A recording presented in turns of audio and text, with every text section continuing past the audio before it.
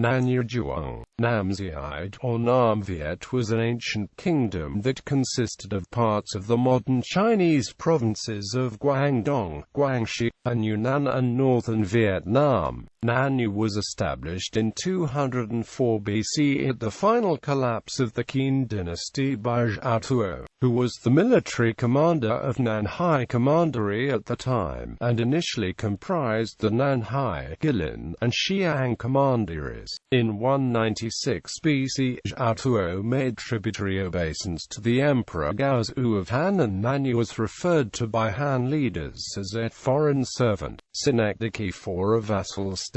Around 183 BC, relations between the Nanyue and the Han dynasty soured, and Zhao Tuo began to refer to himself as an emperor. In 179 BC, relations between the Han and Nanyue improved, and Zhao Tuo once again made submission, this time to Emperor Wen of Han as an subject state. The submission was somewhat superficial, as Nanyue retained autonomy from the Han, and Zhao Tuo was referred as emperor throughout Nanyue until his death. In 113 BC, a fourth-generation leader, Zhao sought to have Nanyue formally included as part of the Han Empire. His prime minister Liu Jia objected vehemently and subsequently killed Zhao, installing his elder brother Zhao Jian on the throne and forcing a confrontation with the Han dynasty. The next year, Emperor Wu of Han sent 100,000 troops to war against Nanyue. By the end of the year and the beginning of 111 BC, the army had destroyed Nanyue and established Han governance during its expansion southward. The kingdom lasted 93 years in total and had 5 generations of kings. The kingdom of Nanyue's founding preserved the Lingyun region's societal order and stability during the chaos surrounding the collapse of the Qin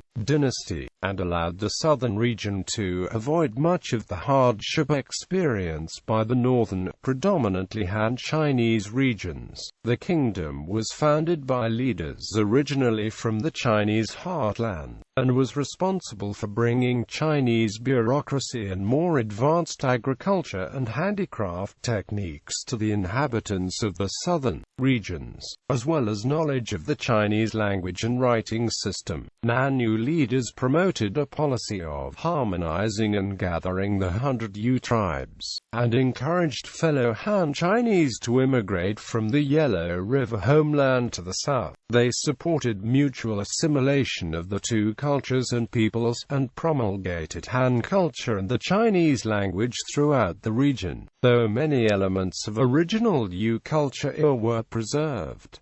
In Vietnam, the rulers of Nanyue referred to as the Triyu dynasty. The name Vietnam is derived from Nam Viet, the Vietnamese pronunciation of Nanyue. History. A detailed history of Nanyue was written in records of the head historian by Han dynasty historian Simo Qian. It is mostly contained in section 113, Chinese, Pinyin, Nanyue Lai Juan. It is from this record that most of the information from Nanyue under Zhao Tuo to Zhao Jian and Nanyue's demise is taken. Founding. Qin southward expansion. After Qin Shi Huang conquered the 6 other Chinese kingdoms of Han, Zhao, Wei, Chu, Zhan, and Qi, he turned his attention to the Zhuang tribes of the north and west and the 100 Yu peoples of what is now southern China. Around 218 BC, the first emperor dispatched General Tu Sui with an army of 500,000 Qin soldiers to divide into 5 companies and attack the 100 Yu tribes of the Lingyun region. The first company gathered at Yuhin and attacked the Minyu, defeating them and establishing the Minzhong Commandery. The second company fortified at Nanyue and was designed to put defensive pressure on the southern clans.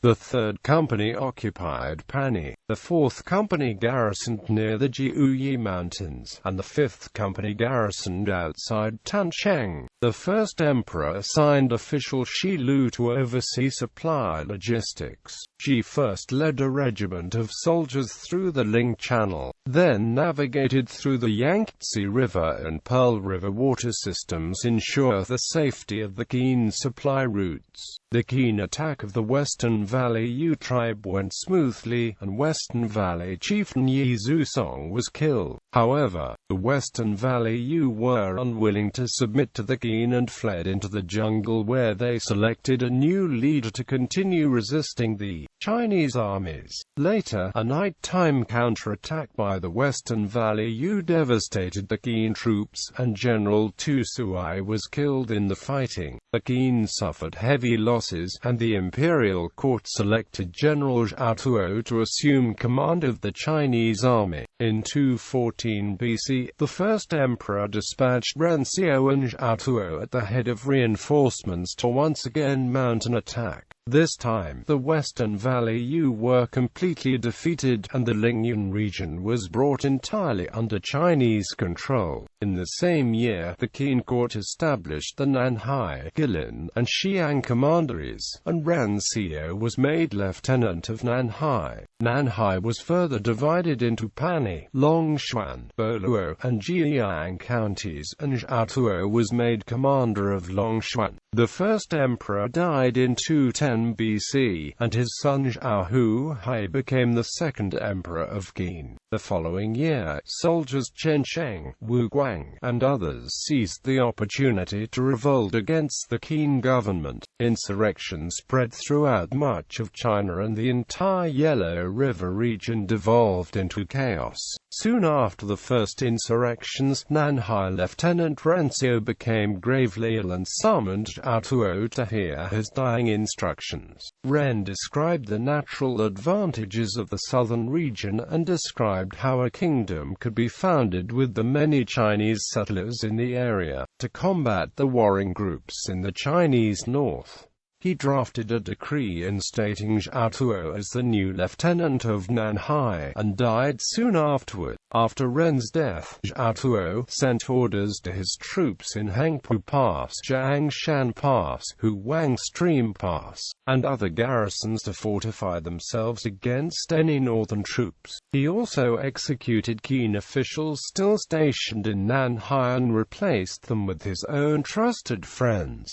Olac suzerainty and conquest. The kingdom of Olac laid south of Nanyue in the early years of Nanyue's existence, with Olac located primarily in the Red River Delta area, and Nanyue encompassing Nanhai, Guilin, and Xiang commanderies. During the time when Nanyue and Olac coexisted, Olac acknowledged Nanyue suzerainty, especially because of the mutual anti-Han sentiment. Zhao Tuo built up and reinforced his army, fearing an attack by the Han. However, when relations between the Han and Nanyue improved in 179 BC, Zhao Tuo marched his armies southward and successfully annexed Olac. Proclamation in 206 BC. The Qin dynasty ceased to exist, and the Yu peoples of Guilin and Xiang were largely independent once more. In 2004 BC, Zhao Tuo founded the Kingdom of Nanyue, with Pani as capital, and declared himself the martial king of Nanyue. Nanyue under Zhao Tuo Lu Bang, after years of war with his rivals, established the Han dynasty and reunified central China in 202 BC. The fighting had left many areas of China depopulated and impoverished, and feudal lords continued to rebel while the Zhuang made frequent incursions into northern Chinese territory. The precarious state of the empire therefore forced the Han court to treat Nanyue initially with utmost circumspection. In 196 BC, Lu Bang, now Emperor Gaozu, sent Jia to Nanyue in hopes of obtaining Zhao Tuo's allegiance. After arriving, Lu met with Zhao Tuo and is said to have found him dressed in Yu clothing and being greeted after the customs, which enraged him. A long exchange ensued, wherein Lu is said to have admonished Zhao Tuo, pointing out that he was Chinese Chinese, not you, and should have maintained the dress and decorum of the Chinese and not have forgotten the traditions of his ancestors. Lu lauded the strength of the Han court and warned against a kingdom as small as Nanyue daring to oppose it. He further threatened to kill Zhao's kinsmen in China proper and destroying their ancestral graveyards, as well as coercing the Yu into deposing Zhao himself. Following the threat, Zhao Tuo then decided to receive Emperor Gaozu's seal and submit to Han authority. Trade relations were established at the border between Nanyue and the Han Kingdom of Changsha. Although formerly a Han subject state, Nanyue seems to have retained a large measure of de facto autonomy. After the death of Liu Bang in 195 BC, the government was put in the hands of his wife Empress Liu Ji, who served as Empress Dowager over the son Emperor Hui of Han and then Emperor Hui's sons Liu Gong and Liu Hong. Enraged, Empress Liu sent men to Zhao Tuo's hometown of Shending, who killed much of Zhao's extended family and desecrated the ancestral graveyard there. Zhao Tuo believed that Wu Chen, the prince of Changsha, had made false accusations against him to get Empress Dowager Liu to block the trade between the states and to prepare to conquer the Nanyue to merge into his principality of Changsha. In revenge, he then declared himself the emperor of Nanyue and attacked the principality of Changsha and captured some neighboring towns under Han domain. Liu sent General Zhou Zhao to punish Zhao Tuo. However, in the hot and humid climate of the south, an epidemic broke out quickly amongst the soldiers, and the weakened army was unable to cross the mountains, forcing them to withdraw, which ended in Nanyue victory. But the military conflict did not stop until the empress died. Zhao Tuo then annexed the neighboring state of Minyu in the east as subject kingdom. The kingdom of Yiling and Tongxi also submitted to Nanyue rule. In 179 BC, Liu Heng ascended the throne as Emperor of the Han. He reversed many of the previous policies of Empress Liu and took a conciliatory attitude towards Zhao Tuo and the Kingdom of Nanyue. He ordered officials to revisit Shending, garrison the town, and make offerings to Zhao Tuo's ancestors regularly. His Prime Minister Chen Ping suggested sending Liu Jia to Nanyue as they were familiar with each other. Liu arrived once more in Pani and delivered a letter from the emperor emphasizing that Empress Liu's policies were what had caused the hostility between Nanyue and the Han court and brought suffering to the border citizens. Zhao Tuo decided to submit to the Han once again, withdrawing his title of emperor and reverting to king, and Nanyue became Han's subject state. However, most of the changes were superficial, and Zhao Tuo continued to be referred to as emperor throughout Nanyue.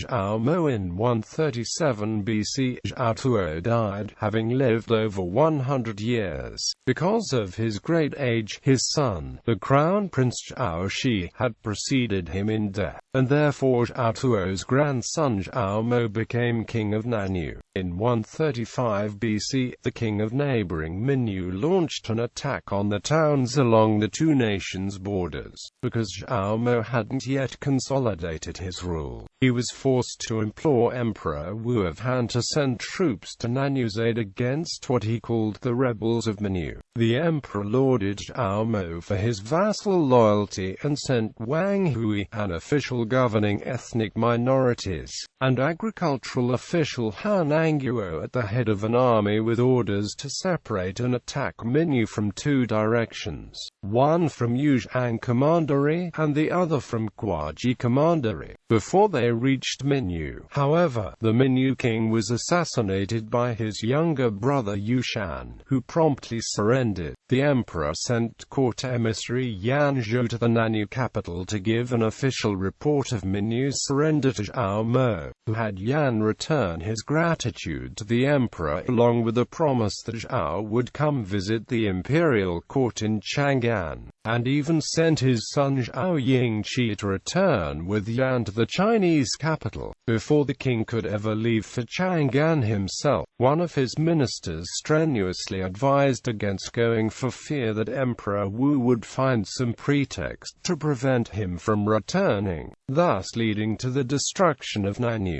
King Zhao thereupon feigned illness and never traveled to the Han capital. Immediately following Mingyu's surrender to the Han army, Zhuang, who he had dispatched man named Tang Meng, local governor of Panyang County, to deliver the news to Zhao Mo. While in Nanyue, Tang Meng was introduced to the Yu custom of eating a sauce made from medlar fruit imported from Shu Commandery. Surprised that such a product was available, he learned that there was a route from Shu to Yiling, and then along the Zhanghe River which allowed direct access to the Nanyue capital Panay. Tang Meng thereupon drafted a memorial to Emperor Wu suggesting a gathering of 100,000 elite soldiers at Yiling who would navigate the Zhanghe River, and launch a surprise attack on Nanyue. Emperor Wu agreed with Tang's plan and promoted him to general of Langzhong and had him lead 1,000 soldiers with a multitude of provisions and supply carts from Bfu Pass into Yiling. Many of the carts carried ceremonial gifts which Yiling presented to the feudal lords of Yiling as bribes to declare allegiance to the Han dynasty, which they did, and Yiling became Nanhai Commandery of the Han Empire.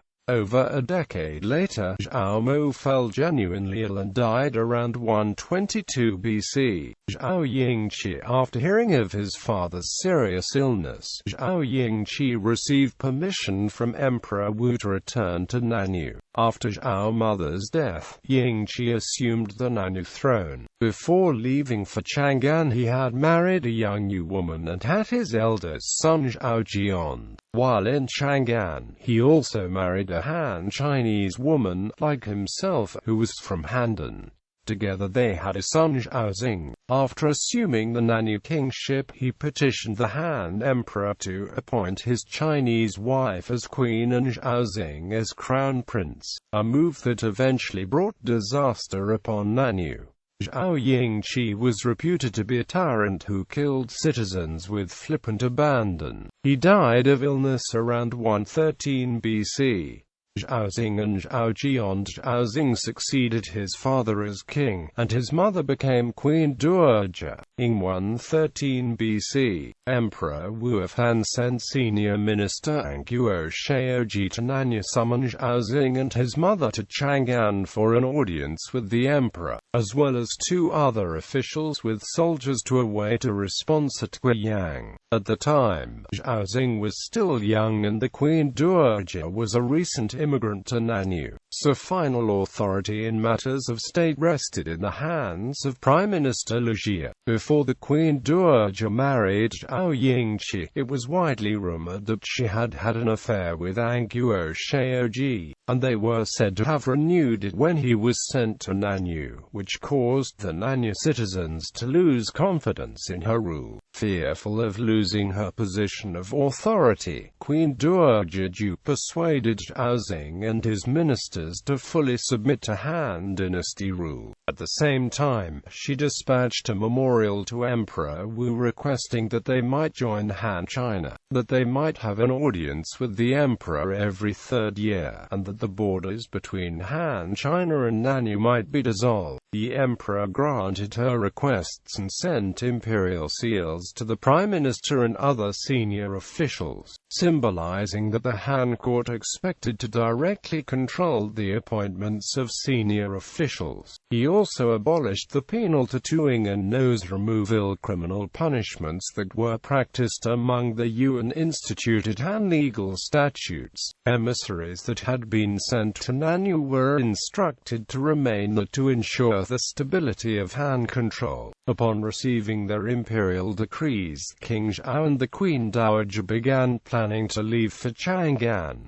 Prime Minister Lu Jie was much older than most officials and had served since the reign of Xiaozing's grandfather Zhao Mo. His family was the preeminent Yu family in Nanyue and was thoroughly intermarried with the Zhao royal family. He vehemently opposed Nanyue's submission to the Han dynasty and criticized Xiaozing on numerous occasions, though his outcries were ignored. Lu decided to begin planning a coup and feigned illness to avoid meeting the emissaries of the Han court. The emissaries were well aware of Lu's influence in the kingdom. It easily rivaled that of the king, but were never able to remove him. Sima Qian recorded a story that the Queen Dowager and Xiaozing invited Lu to a banquet with several Han emissaries where they hoped to find a chance to kill Lu. During the banquet, the Queen Dowager mentioned that Prime Minister Lu was against Nanyue submitting to the Han dynasty, with the hope that the Han emissaries would become enraged and kill Lu. However, Lu's younger brother had surrounded the palace with armed guards, and the Han emissaries, led by Guo Shaoji, didn't dare attack Lu. Sensing the danger of the moment, Lu excused himself and stood to leave the palace.